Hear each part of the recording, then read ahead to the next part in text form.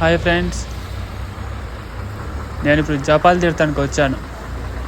ఇక్కడే బస్సు ఆగి మనం ఇప్పుడు నడుచుకుంటూ పోయి జపాల్కి పోవాలి. దాని కారు వస్తుంది, అదే ఎంట్రన్స్.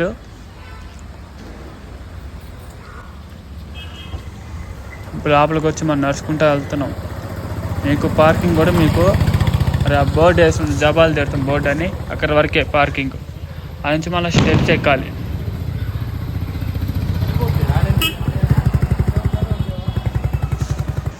టూ వీలర్స్ ఉన్న వాళ్ళు, డ్రైవింగ్ బాగా తెలిసిన వాళ్ళు ఇటు పోవచ్చు, గుడి దగ్గరికి పోవచ్చు.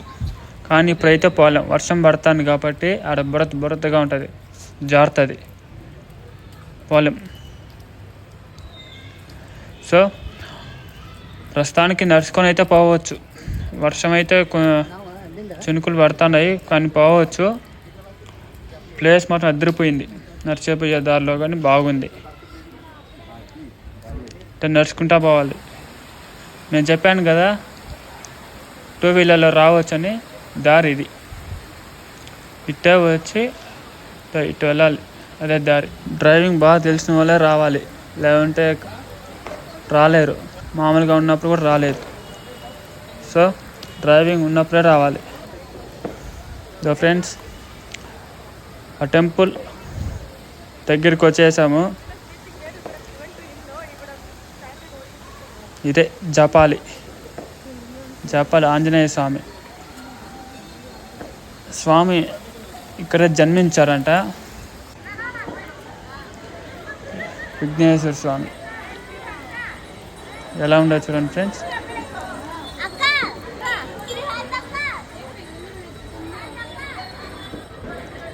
ఉడత చూడండి ఫ్రెండ్స్, ఎంత పెద్దది. టెంకాయ ఇచ్చినా మామిడికాయ ఇచ్చినా తింటుంది అది. ప్లేస్ అయితే అదిరిపోయింది. ఆంజనేయ స్వామి బ్యాక్ సైడ్ సీతమ్మ కోనేరు ఉంది.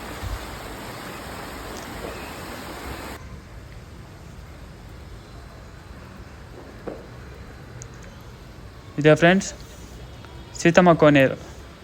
నీళ్ళు ఫుల్గా ఉన్నాయి ఫ్రెండ్స్. ప్లేస్ అదిరిపోయింది నాకైతే.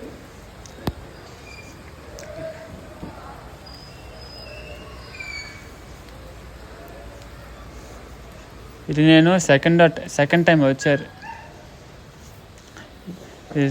సీతమ్మ కోనేరుకి. రామ్ కోనేరు అంటే ఇది. లోపలికి పోనేరు, కాకపోతే నేను గేట్ అవతల నుంచి తీశాను. ఓకే ఫ్రెండ్స్, ఎలా ఉండదు చూడండి. Boy friends.